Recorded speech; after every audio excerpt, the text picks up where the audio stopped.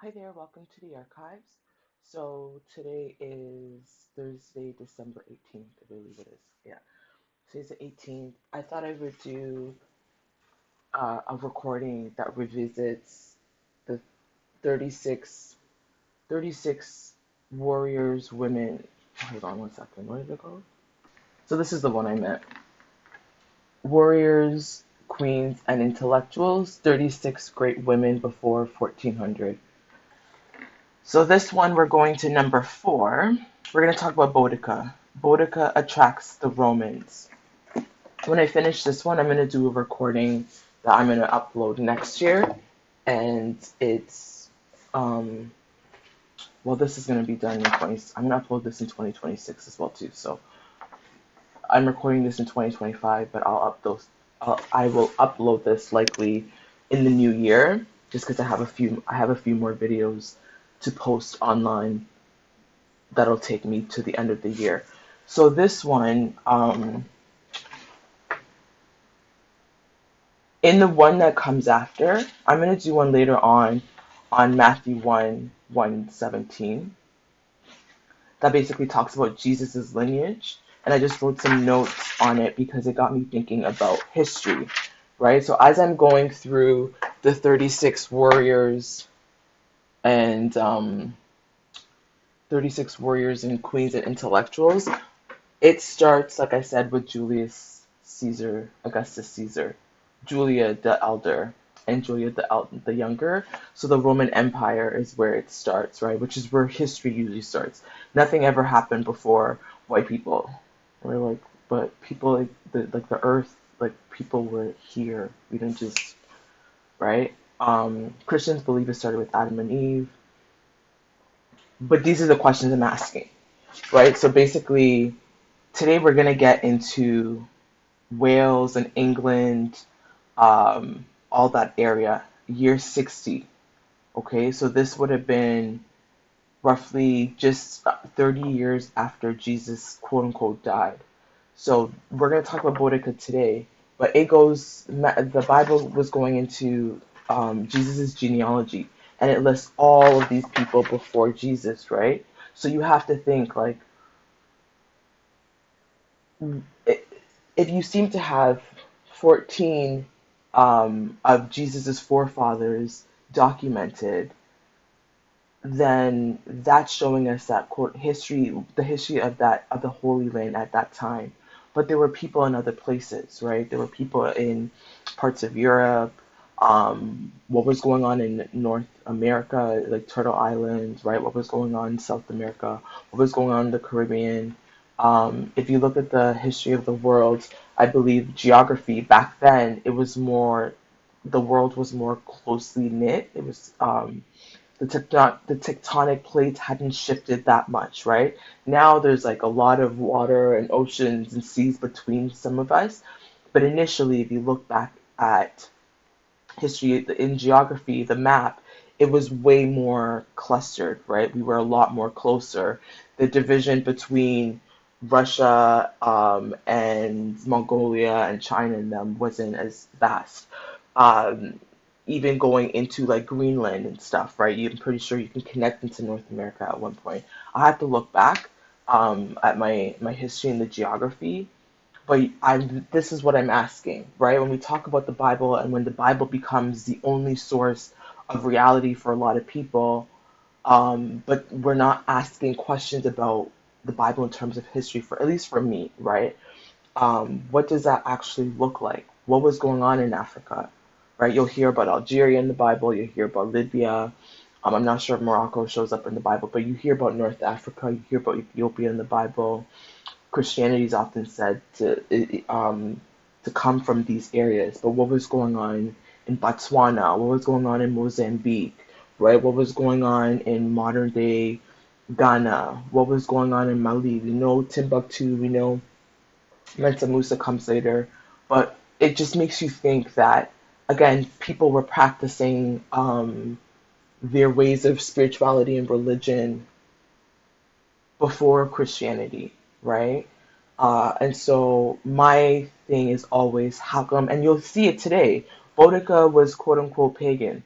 right? I was reminded recently that paganism is actually those who practice animism, right? Animism is you don't just have one sky god, you look at God as in everything. So you're valuing nature, the trees, right? They'll be like, oh, it's devil worship, you're creating false idols. Well, again, that's your way, right? That's your biblical way based on Christianity. But people existed and were had their own ways before that.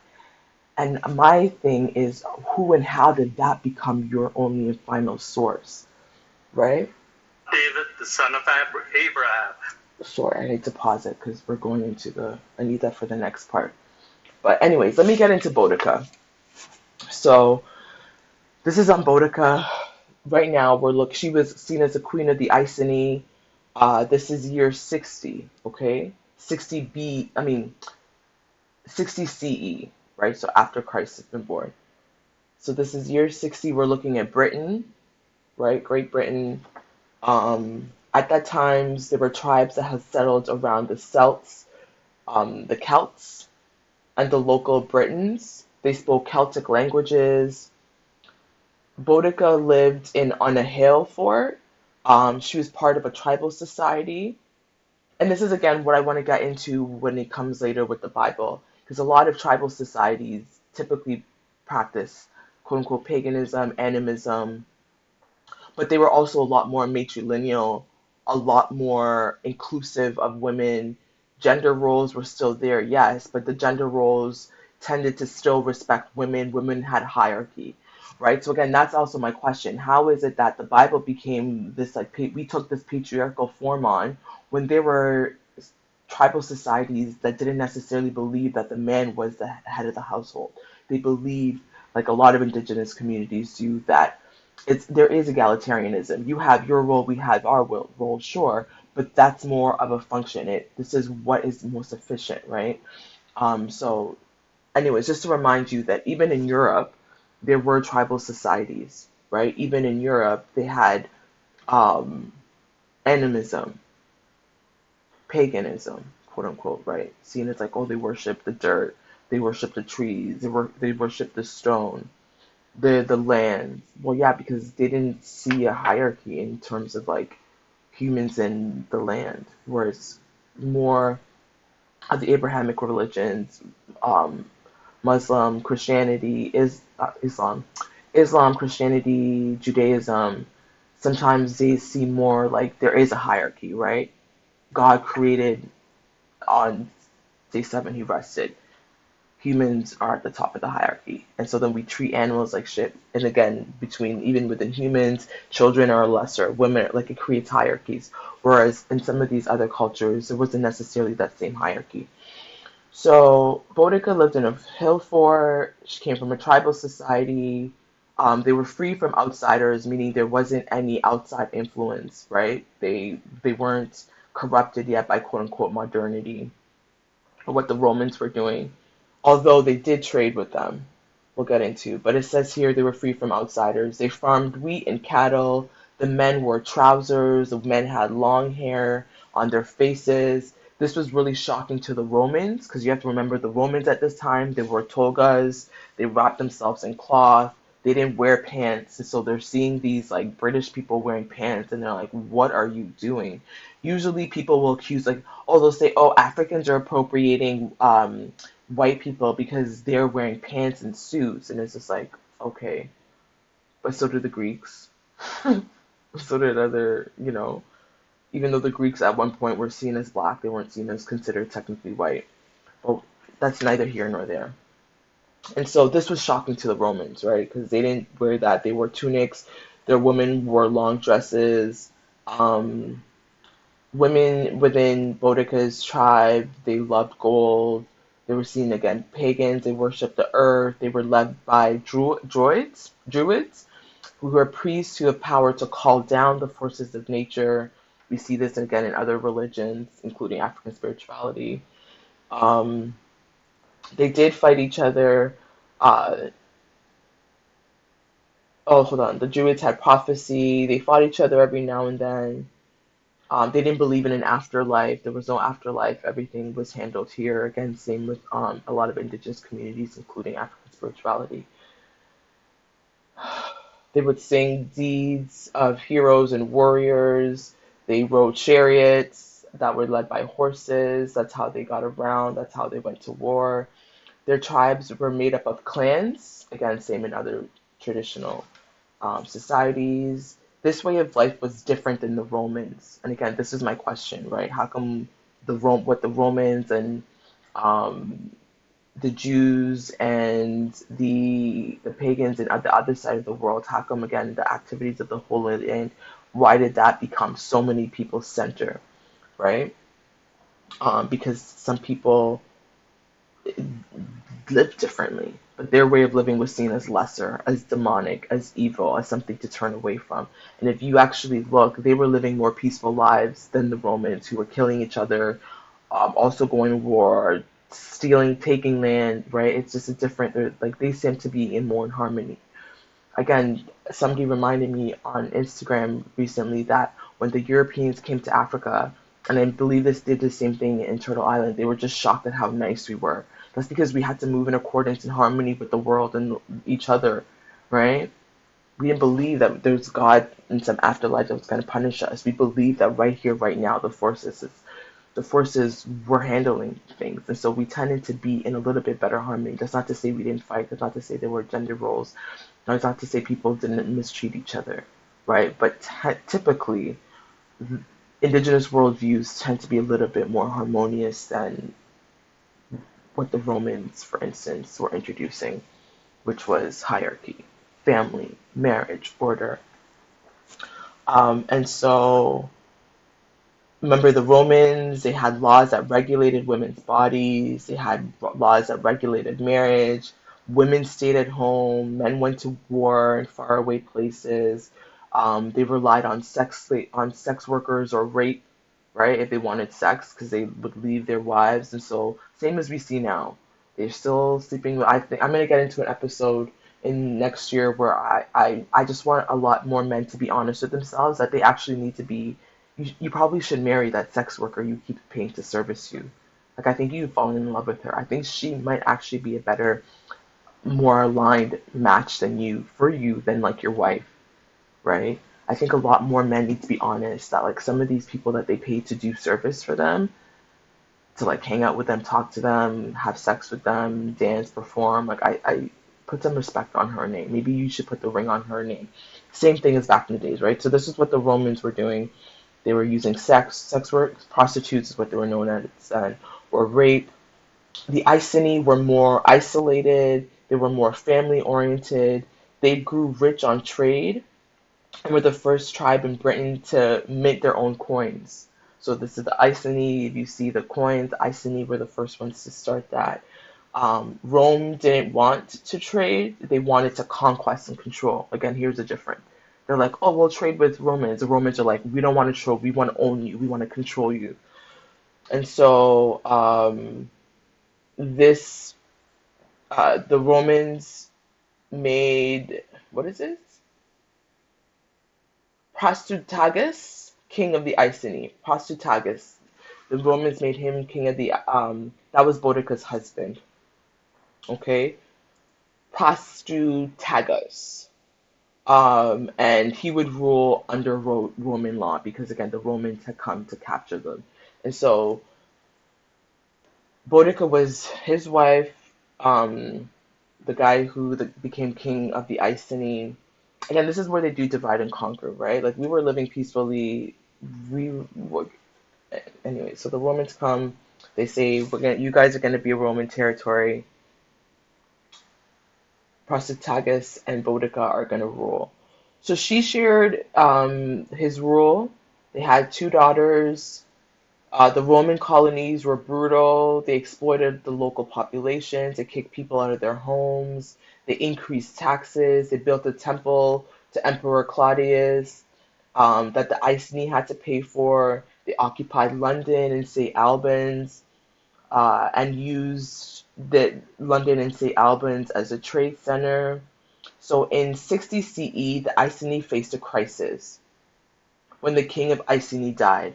So in 60 CE, Boudicca's husband dies. Okay?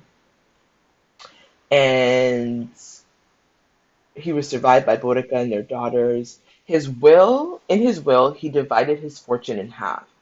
Half went to the Roman Emperor Nero, and half went to his two daughters. Okay? The Roman Emperor Nero, the Romans treated his death as the end of their contract with the Iceni. Okay? They started whipping Boudicca, they made her a lesser. She was assaulted. They raped his two daughters, the Romans. They destroyed Boudicca. They destroyed his palace. They made the king's relatives slaves. Like it was just awful.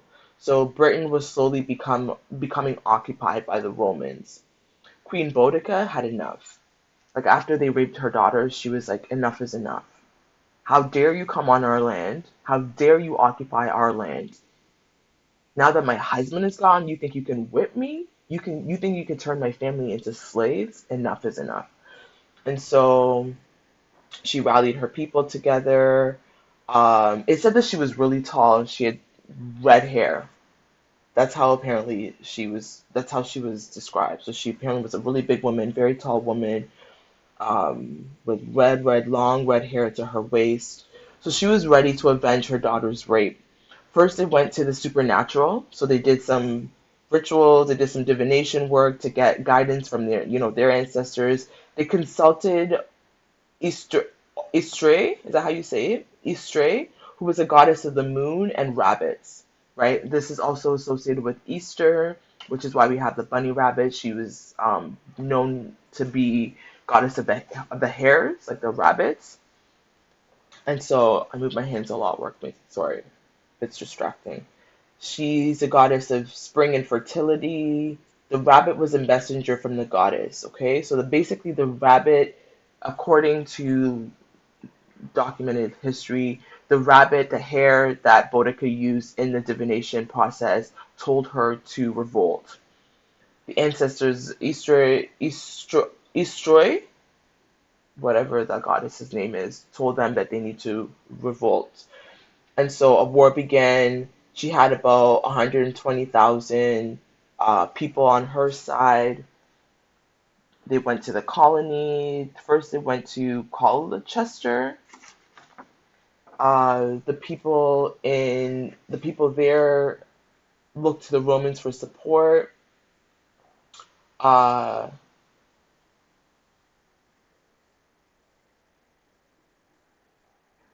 Rome sent 200 men, so Rome sent people. Oh, the general that was ruled in that area, he was off in another war. That's another thing. So the Roman governor, he was off somewhere else fighting some other war. So he wasn't there in London and St. Albans at the time. Okay, so the Romans sent 200 or so men to fight. It's not enough. Boudicca defeats them. She whoops their ass because she outnumbers them. More people joined on her side. The governor escaped the war that was going on. And while he was in Wales fighting. He heard about Boudicca's attack and he returned to fight. It took him about 2 weeks of marching on foot. They would march 20 miles a day to get to London from where he was. Okay? He waited to attack her. He came up with a strategy. He said, we have to be smarter. She's got a lot of men. We don't have as many men. Let's be more strategic. And so he waited.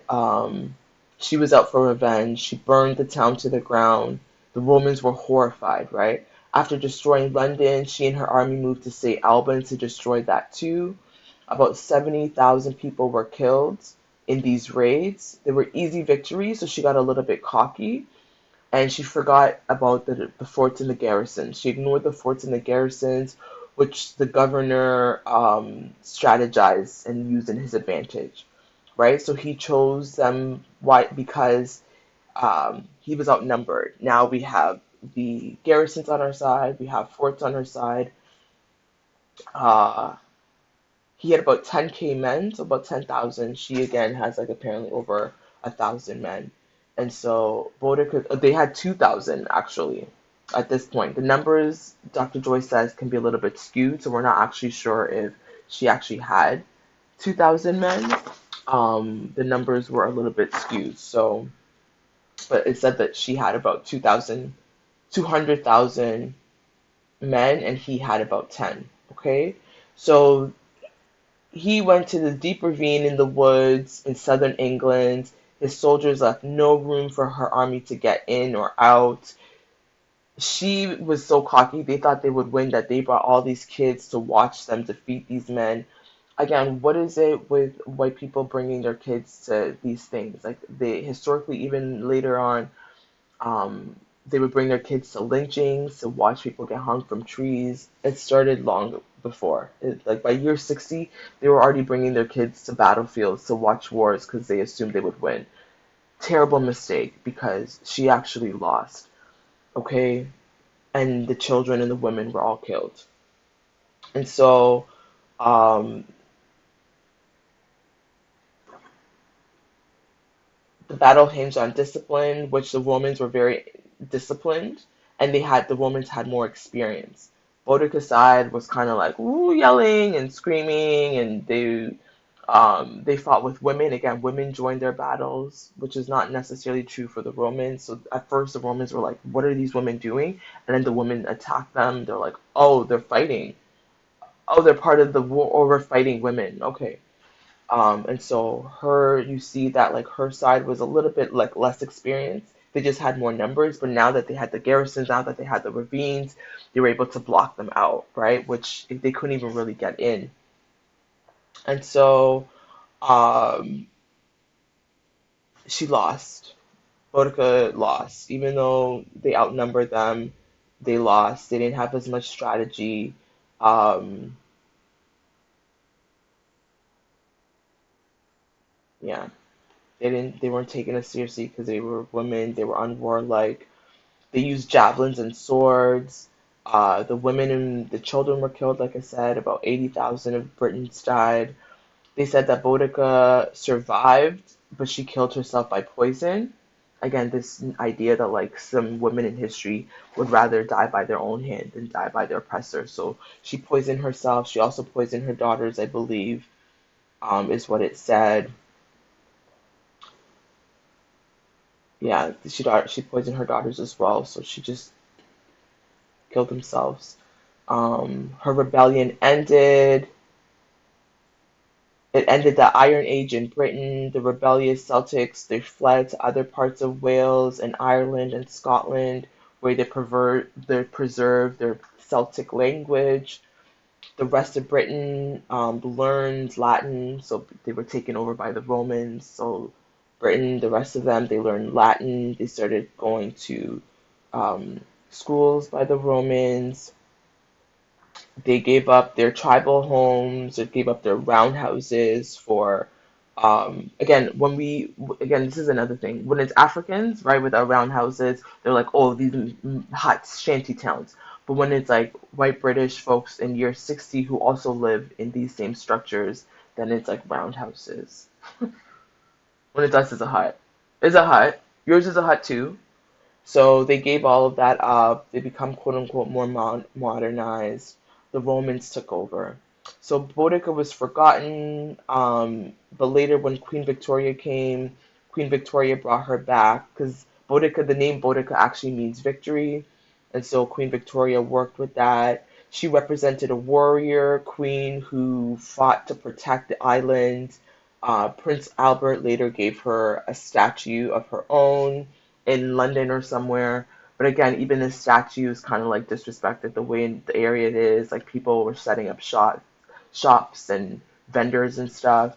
And so Dr. Joyce was just like, you would never see this with like other men who have statues after them. So yeah, that's Boudica. She died in 61 CE. So that's her claim to fame. Is she attacked the Romans. She defended Britain from the Roman Empire. Her troops were eventually defeated, so she didn't get very far. But um, that's Boudicca, Queen of the Iceni, who attacks the Romans. So I'm going to end this here until next time in solidarity.